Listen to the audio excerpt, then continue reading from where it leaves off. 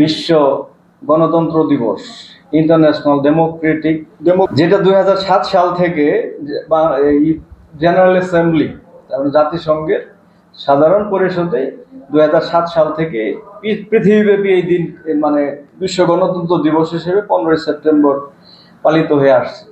তারই ধারাবাহিকতায় আজকে centre for legal aid and solutions এই বিভিন্ন দলমতের ব্যক্তি তথা তরুণ প্রজন্ম নিয়ে যে আলোচনার সেশন করেছেন, সেটা নিঃসন্দেহে বর্তমান বাংলাদেশের বাস্তবতায় অতীব জরুরি একটি বিষয়। প্রশাসনে যারা আছেন এবং অ্যাকাউন্টেবল করতে হয় সাধারণ জনগণ, তাদেরকে প্রশাসনকে অ্যাকাউন্টেবল করবেন, রাজনৈতিক ব্যক্তিত্ব নেতাদেরকে অ্যাকাউন্টেবল করবেন। কিন্তু তারা নিজেরাই যদি তাদের অধিকার সচেতন না হন, গণতন্ত্র সচেতন না হন, শিক্ষিত না হন, সেই ক্ষেত্রে আসলে একটা সুন্দর গণতন্ত্র উপহার দেওয়া এটা কোনোভাবেই সম্ভব নয়। যুব সমাজের আধিপত্য ছাড়া এটা সম্ভব ছিল না। যুব সমাজের এদের তো অ্যাগ্রেসিভ ছাড়া, অ্যাগ্রেসিভ ইন দ্য সেন্স আমি পজিটিভ সেন্সে বলছি, এদের যে বুদ্ধিমত্তা, এদের যে আইকিউ, এদের যে ইন্টেলিজেন্স, এদের যে তাদের যে ঝাঁপিয়ে পড়ে যে উন্মুক্ততা, এই যে তাদের যে কন্ট্রিবিউশন, এটা ছাড়া আজকের 24শে আগস্ট আপনি যদি কল্পনা করেন তাহলে শুধু বাতুলতা ছাড়া কিছু হবে। যদি বলেন যে আপনি করেছেন, আমি করেছি, এটা কখনোই সম্ভব নয়। কারণ হচ্ছে এই জন্য আমাদের এই যে যুবশক্তি, এই যুবশক্তির ভূমিকাটা আপনি দেখছেন, যুবশক্তির কন্ট্রিবিউশনটা যদি আপনি কল্পনা করতে যান, যে বাংলাদেশকে সুন্দর সুন্দর ব্যবস্থা করে নিয়ে আসার জন্য যুব সমাজের যে ভূমিকা, এটা অসাধারণ, এটা অস্বীকার করার উপায়। ক্ষমতাকে স্মুথলি হস্তান্তর করার কোনো প্রক্রিয়া আমরা কোনো সময় যাইতে দেখিনি, কোনো গভর্নমেন্টকে দেখিনি। সবাই একটা টেন্ডেন্সি ছিল যে ক্ষমতাকে কিভাবে কুক্ষিগত করা রাখা যায়, ক্ষমতাকে কিভাবে নিজেদের করে রাখা যায়।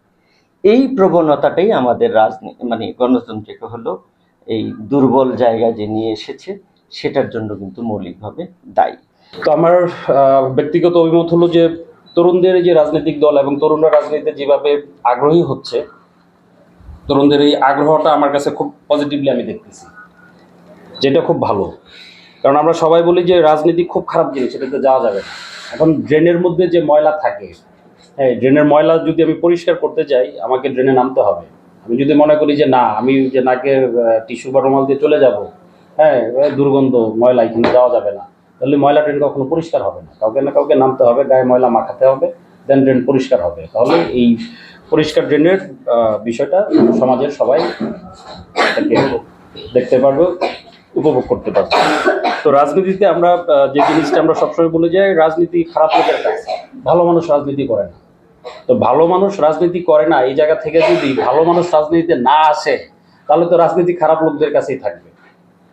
যে নিজের রাজনীতিতে অংশগ্রহণ না করার মানে হলো আমার থেকে খারাপ লোক দ্বারা আমাকে শাসিত হইতে হবে। সো আমি যদি মনে করি যে ভালো লোক দ্বারা আমি শাসিত হব, তাহলে আমাকে রাজনীতিতে অংশগ্রহণ করতে হবে। অনেক সাবজেক্ট আছে, কিন্তু একটা মানবাধিকার একটা সাবজেক্ট, আইনের একটা সাবজেক্ট, সেখানে কোন অপরাধ করলে মানে সাজা পাবে, এটা মানবাধিকার হচ্ছে লঙ্ঘন হচ্ছে কিনা, এইসব বিষয়গুলো জেনে আসতো, তাহলে সেখান থেকে একটা প্র্যাকটিস হইতো। সমাজে বড় হওয়ার সাথে সাথে তখন সে কিন্তু অপরাধের সাথে আলোচিত হতো না, যে আমি যদি অপরাধ করি তাহলে আমার একটা সাজা হবে।